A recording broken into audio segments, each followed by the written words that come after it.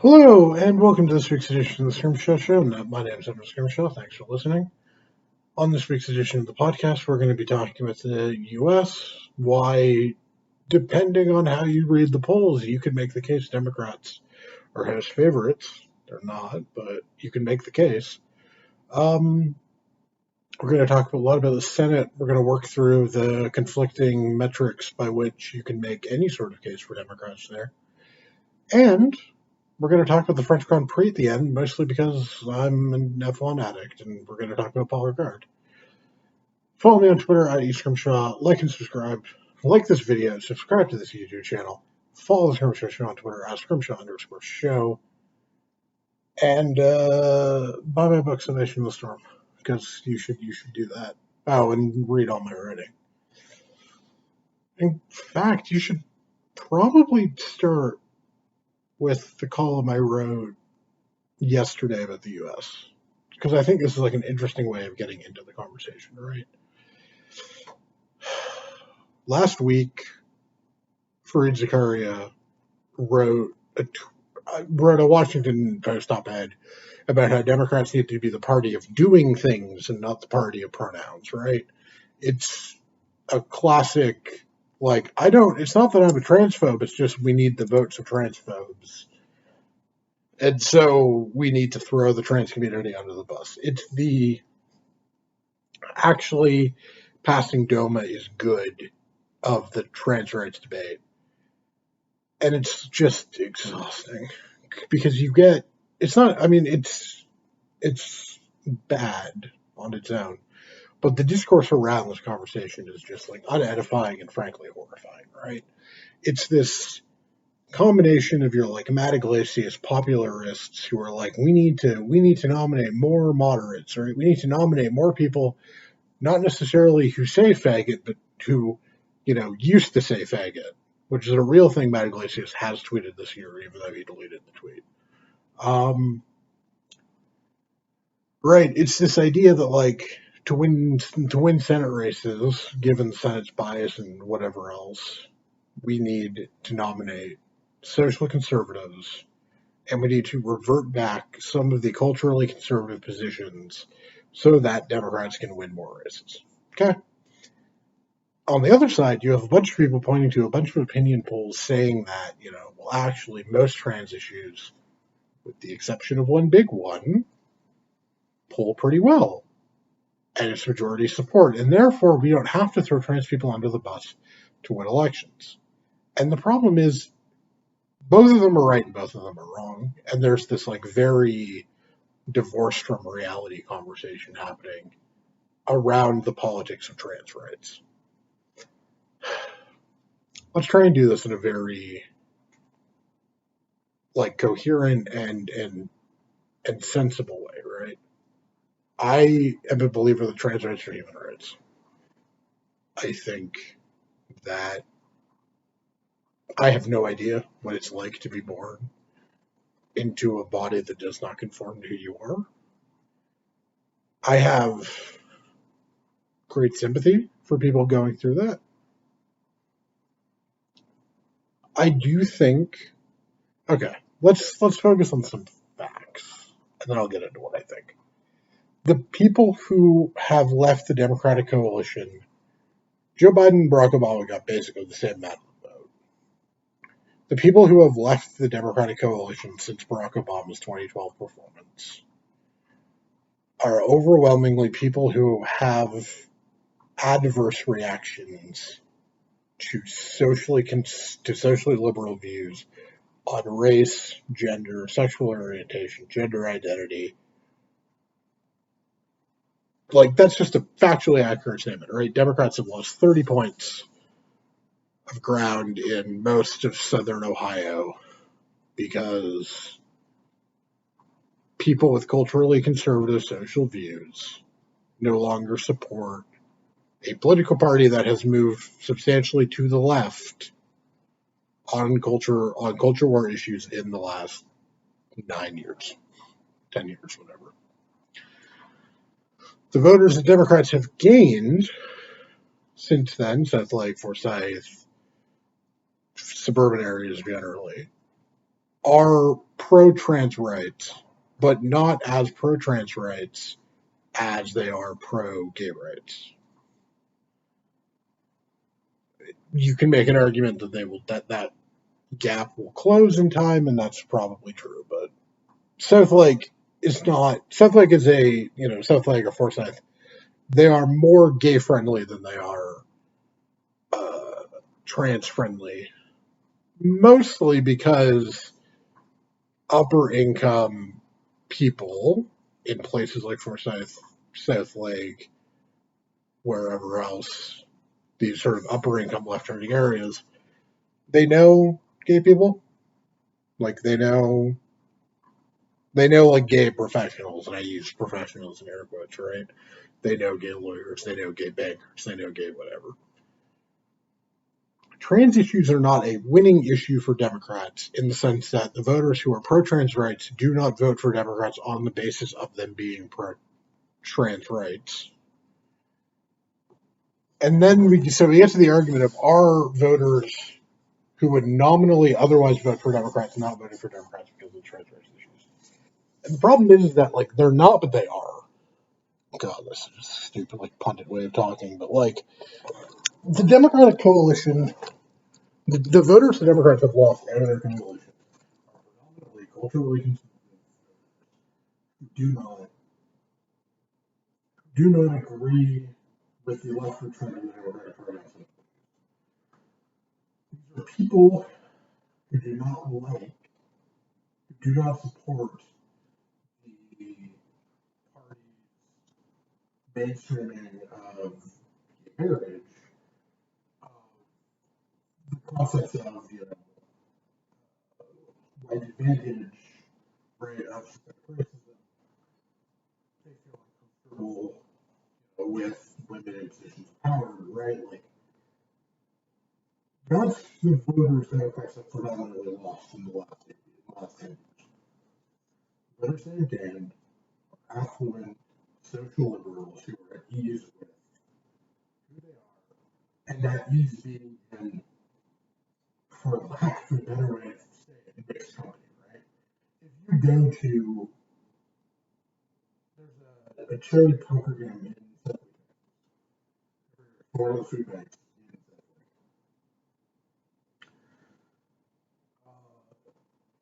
If you go to that game, you are going to run into a very mixed group of people, right? You will see a lot of Republicans, but you'll see gay people, you'll see racial diversity, and no one really flinches.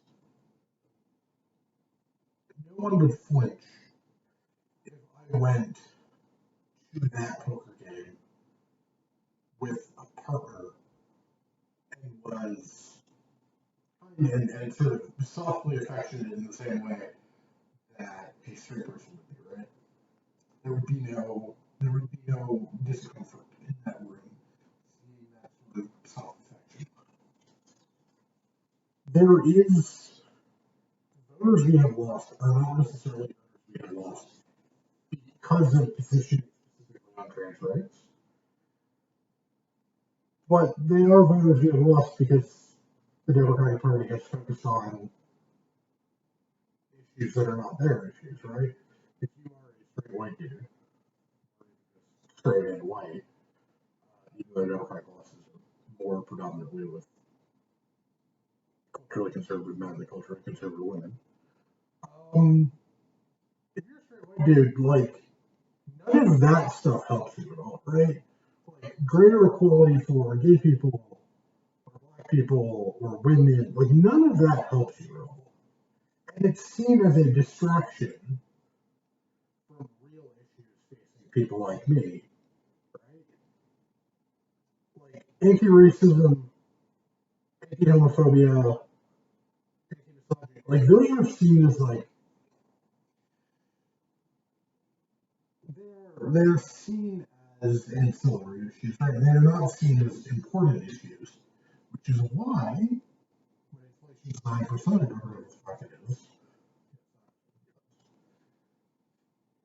there are groups of voters who want all of like that stuff to not be concerned, right?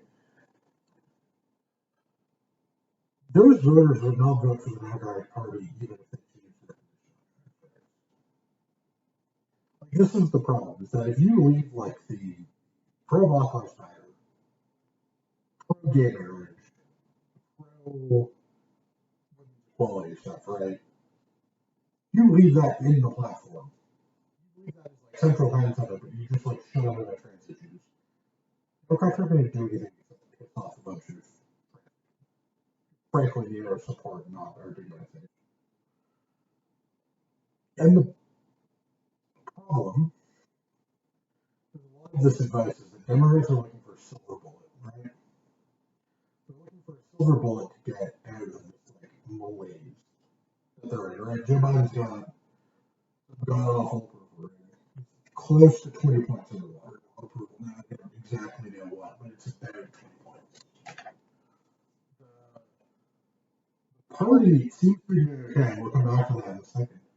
But there's this like real desire for the Democratic Party to have like a silver bullet out of their current issues. And there's nothing happening. Nothing is actually going to solve any of these problems for Democrats because the problem isn't what they want to think it is, right? Like, the issue isn't, yes, if we stop talking about trans rights, we'll suddenly win back Missouri, right? And the thing is, when you frame it that explicitly, it sounds moronic, right? But people are so desperate for anything to fix the malaise of the Democratic Party that they're just stuck in like Google. And part of the reason there's just like weird malaise around the party is that no one knows what the fuck. If you take, I think it was in March I built this. If you take just Joe Biden's approval rating, we've got a bunch of like reputable pollsters in the last few weeks releasing post-row data. If you take Joe Biden's approval, I built this model months ago, so before Roe, before all of this shit happened. I built what the way I've been doing it to predict the generic ballot in a more cohesive way. It was Joe Biden's approval with white voters with a correction for and then basically just putting constants in for Black and Hispanic approval because no one can poll these voters, and frankly, assuming a no change position was probably the most sensible attitude. When I built that metric, Joe Biden, I was spitting out about an R3, I think, when I launched the model. It became like an R, bounced between an R2 and an R6 various times, depending on the polls. If I just use this approvals-based metric, Joe Biden is Democrats are facing an R9 environment this year. Joe Biden is has a 33-63 split on approval. He is 30 points underwater on approval with white voters. He lost white voters by 12 in 2020. Okay? He's fucked. If you take the same seven poll average, Morning Consult, Quinnipiac, Echelon, YouGov Economist, New York Times, Fox, CNN, same 7 poll average, which has Joe Biden 30 points down with white voters on approval. And you take their generic ballot polls, Democrats are down 11 with white voters. 11.2, if you want to be really precise. But 11 points down with white voters. Joe Biden's approval with white voters is 33. Democratic vote share is 39. Disapprove 63. 50.2. GOP support. If you want to say that a bunch of those decided are Republicans in disguise, I won't disagree with you, because frankly, let's be honest here. How the fuck are you telling me that the Democratic Party is going to do a point better with white voters than they did in 2020? How are you going to tell me they're going to do even with what Joe Biden did with white voters when Joe Biden's approval is 33% with white voters? How is this happening?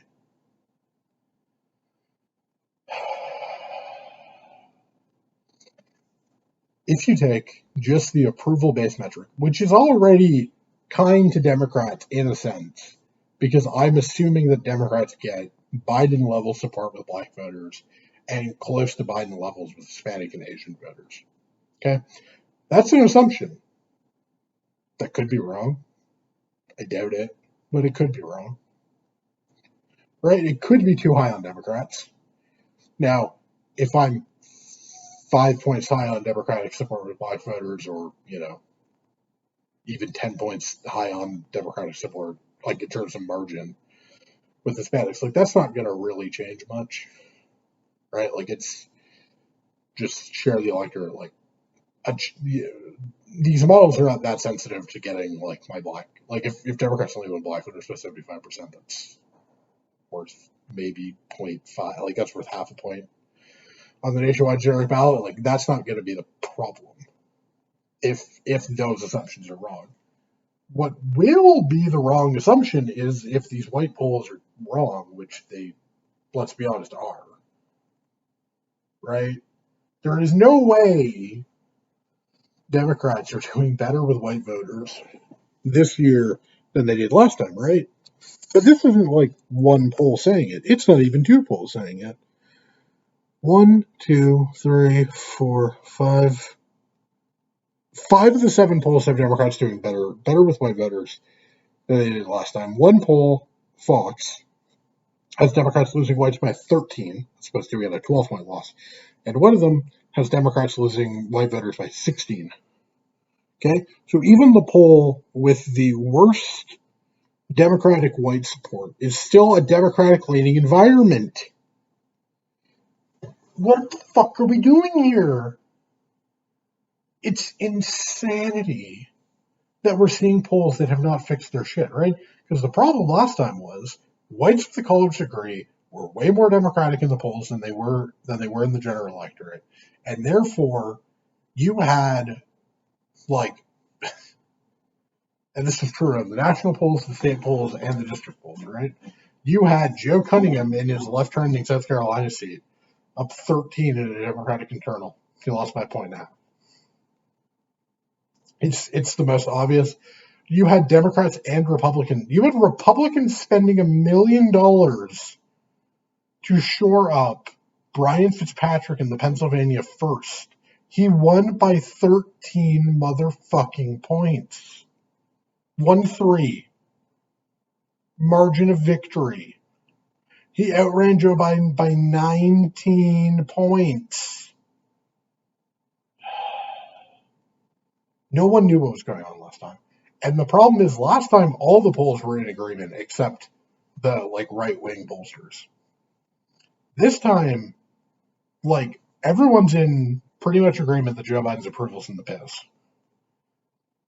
Most of the pollsters are in kind of agreement about the like relative state of the white generic ballot.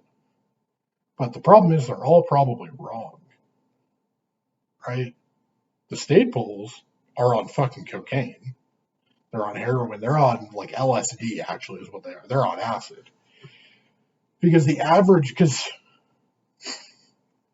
approvals are an R9. The generic ballot polls with the white level of support amongst the generic ballot points to like a D5 environment. D5 right now. And the state polls point to a D7 environment. So if you're believing those state polls, you're probably wrong. That or because the thing is, you could say like, oh, but in Pennsylvania it's this and it's that. It's like, yeah, okay, guys, it's every fucking state poll, right? Like, Ann Seltzer put out that Iowa poll this week. Oh, but it's probably just a Grassley effect, right? Like his age, and Mike Franken is only down to 8 because of age. It's an R10 generic congressional ballot, though. So what?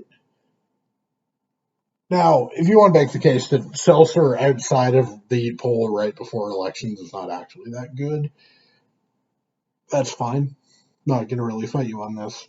But the problem is that, like, in 2020, as wrong as the polls were, and therefore, my forecast and everyone else's forecasts were, at least we had, like, unity of metrics. Now we don't. Now we've got nothing. We have no idea what the fuck's going on. And the thing is, like, we're gonna go into the Senate soon, right? So, like, if if Democrats only lose the white vote by even 14 points, again, they lost by 12 last time. They lose by 14 this time. They will win the House. Like, that is a categorical statement of fact.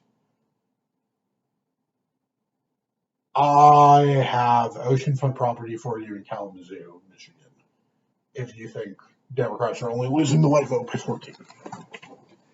Which is the point, right? Like, we know the pollsters are fucking up because they're fucking up in the same way they just fucked up. Therefore, why would we assume that they'd be fucking up either differently or not fucking up at all? And the thing I sort of keep coming back to is I don't know how to talk about a Senate map when I don't believe the polls, right? Like,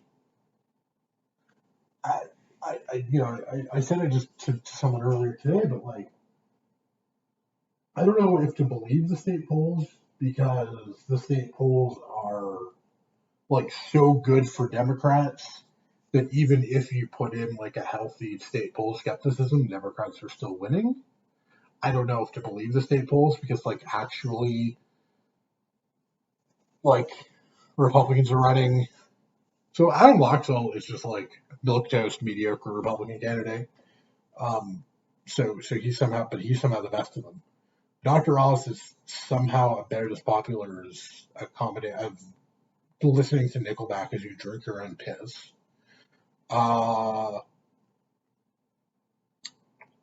Herschel Walker thinks that if Democrats pass the Green New Deal, they're going to send our good air to China, who has bad air, and then their bad air is going to come to America.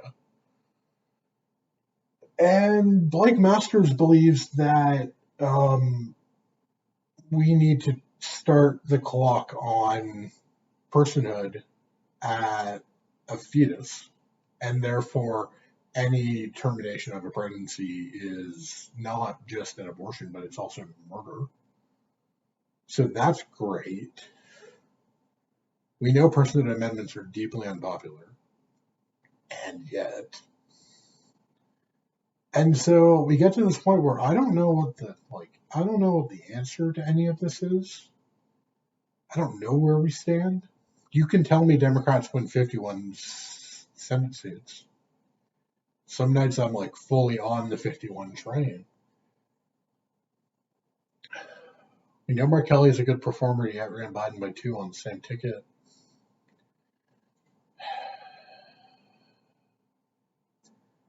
The problem is, like, all of this is irrelevant if Joe Biden's approval ends up becoming the dominant thing, right? In Virginia, Biden's approval was the dominant indicator, right?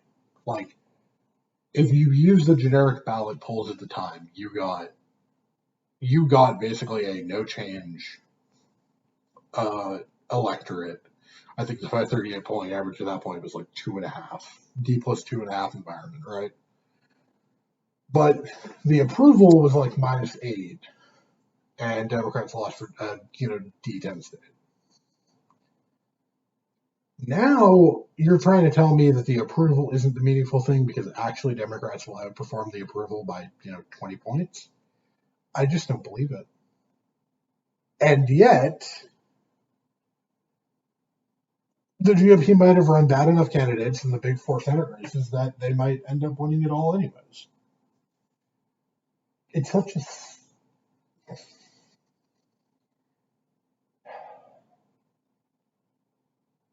the obvious comparison point, the comparison point, if you want to be favorable to Democrats, is that this is 2018, right, where they lose the House and win the Senate, where the president's party gets smashed in the House, but a good Senate map helps them, right? The problem is that Democrats were having to defend like Trump plus 19 Missouri and Trump plus high teens Indiana and Trump, I assume it was Trump plus 20 at least North Dakota. I'm not going to pretend to remember what Trump won North Dakota by in 2016. Might have even been 30 points, right? Like they were defending, like those three seats should have been properly understood the whole time, right? We bought a bunch of state polls which were fucking dog shit, which made us think that McCaskill was in a tied race and Joe Donnelly in Indiana was in a winnable position, right?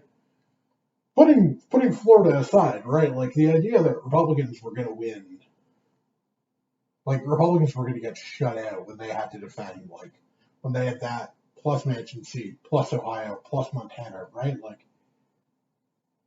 even if it was the case that Democrats were always going to win some of those in our leaning environment, like or in a dealing environment, sorry, in our presidency, right? Like it's not like Democrats were never going to sweep the board of their difficult seats, right? And so you just get to this point where like this isn't that. Like Democrats have to defend a state they won by 0.2%, 0.3%, 2.5%, and then hope that they can win Pennsylvania, right? Like they got to win 3 of those 4. Like this isn't 2018. The problem for Republicans though is that this isn't 20. Sorry, that's not 2018. The problem for Republicans is this isn't 2014, where they got to fight because in 2014 they won 9 seats. 7 of them were in Romney states. 6 of them were in McCain-Romney states. South Dakota, Montana, West Virginia did not have Democratic senators running for re-election. Alaska, Louisiana, Arkansas did. Those are the 6 McCain Romney states. North Carolina had gone Obama Romney. That was 7. So those 7 seats weren't even really like that difficult to win. Somehow, Mark Begich only lost by 2. Kay Hagan obviously did incredible to keep it within 1.5 points in 2014. But like Mark Pryor lost by 15. Mary Landrieu I think lost by 12. Like these weren't close. The hope that a lot of Republicans have is that like, because that year they basically swept the board, right? Getting Iowa makes more sense after the fact because we understand how the state was trending. But getting Colorado was just like we swept the board. I guess they didn't give Virginia.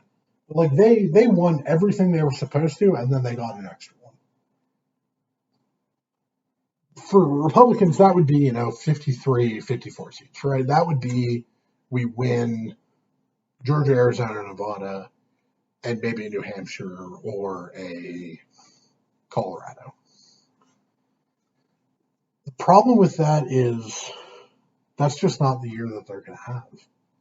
And this is this weird year where if you told me nothing changed in the Senate, I'd believe you.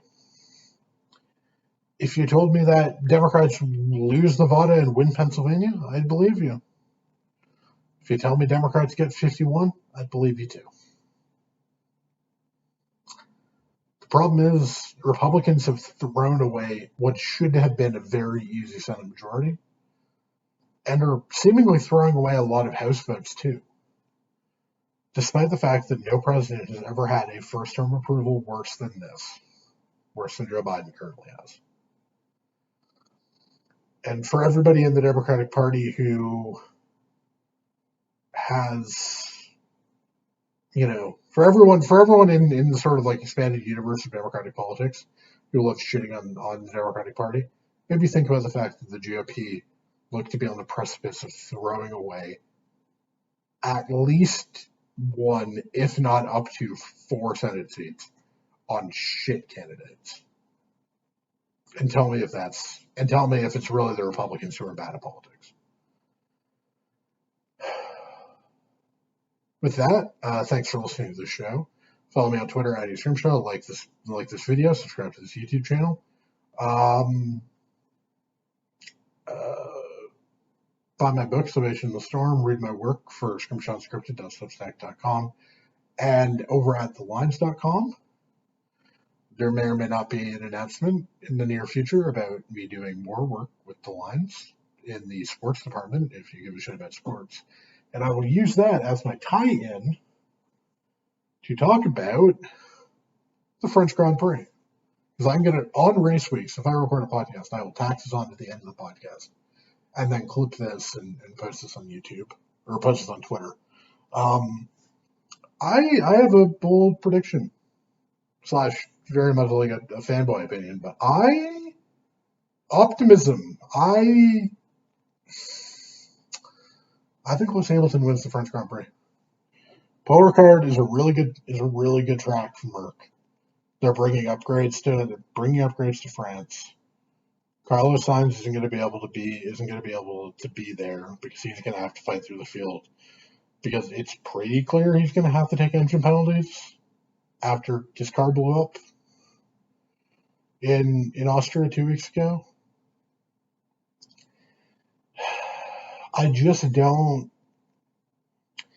I know we've been waiting for the Mercedes thing for a while now. Lewis has had a few really amazing drives. And if they can get their shit together in qualifying, it's a big if, I know. If they can not be qualifying, like no Mercedes car has qualified better than fourth this year. If they can actually get on the damn front row and actually be fighting for the front from the beginning of the race, they're serious contenders for this. And I think we get a double Merc podium. And I think Lewis Hamilton's at the top of that podium. At the very least, the Merc is going to come in the top 2. Like, every Mercedes podium this year has been a third. No. Merc's got it this week. Anyways, thanks for listening to the show. Be back next week.